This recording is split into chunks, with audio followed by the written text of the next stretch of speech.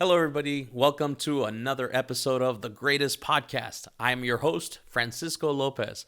Super excited to be here with you and share with you a couple of cool stories and messages that I think you're going to find very, very valuable and at least a little bit entertaining. So, I wanted to talk to you today about something that I read the other day on a Facebook post. So, I was browsing Facebook and I'm a member of a couple of dads groups, and the stories that a lot of dads from across the country share about their kids and everything are sometimes super hilarious. The other day, a guy posted a video of his kid launching on a little ramp on a little motorcycle and how he almost had a heart attack, and the video was great. I thought it was really cool. But there's this one post that I saw that I thought it'd be really important for me to share my thoughts on it. So, and more than anything, because I read the comments and it made me realize that, man, we get so caught up in ourselves and so caught up in trying to have that comfortable life that we forget the important things. So, the post was one dad saying like something along the lines of, "My God, I'm going crazy. My 2-year-old has so much energy. He's driving me insane. I don't know what to do. I'm literally about to jump off the roof of the house," or something like that, right? And everybody started commenting. The comments, the majority, I'm talking hundreds of comments because this dad's group is huge. Hundreds of comments of people saying, "Dude, chill, smoke some weed, go have a beer. Go play some video games."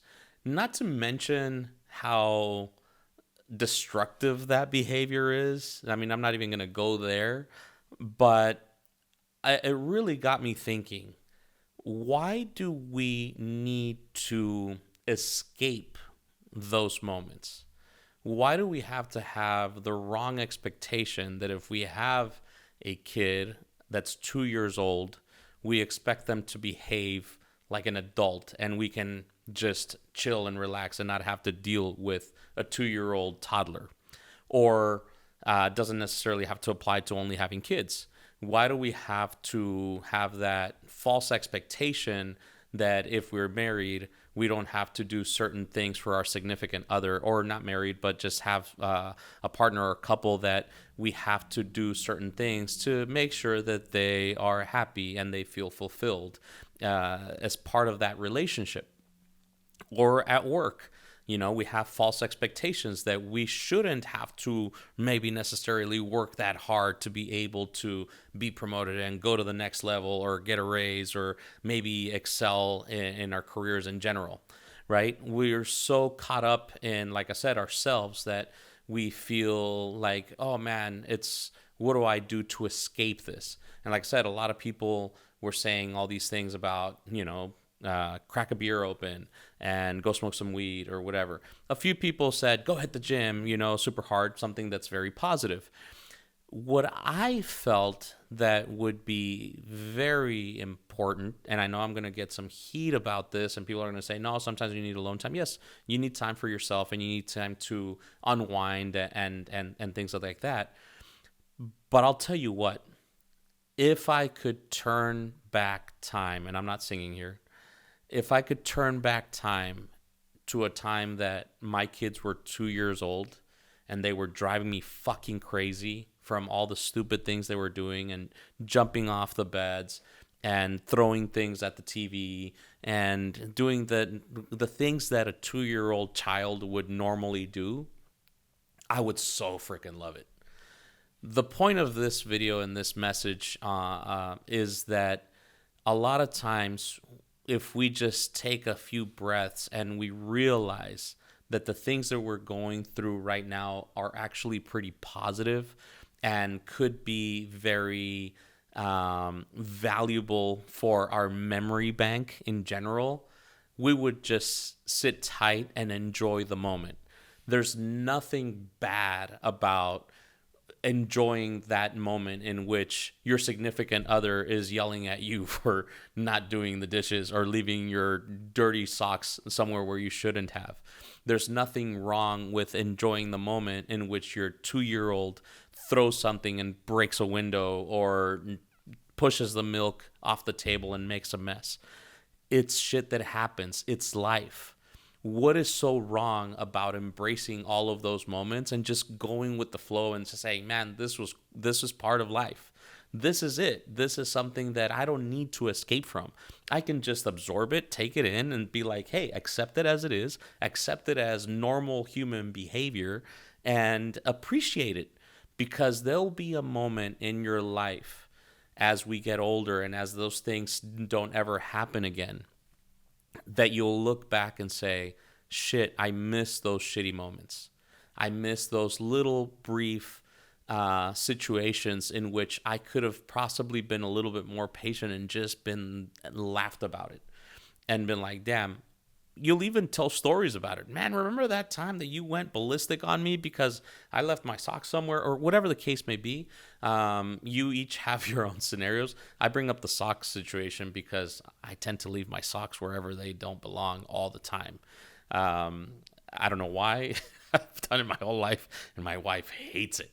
But my kiddos, when they were growing up, they did stupid things. And now we turn back and we remember those things as they were something funny and something that at the moment maybe scared the shit out of us.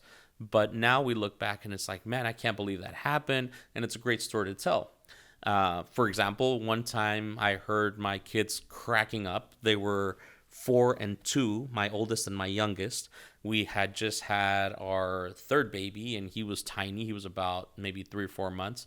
And I heard them cracking up, and they were just laughing their butts off. And we're like, what are they doing? And they were over by the kitchen. And what they were doing is that my oldest son had pulled out the Aquanet hairspray, which, by the way, don't judge us for having that at the home. I don't even know why we had that crap. But Aquanet hairspray. And he took it over to my 2-year-old, and he was literally spraying it inside his mouth. Like the other kid was just like, and then right smack into the back of his throat.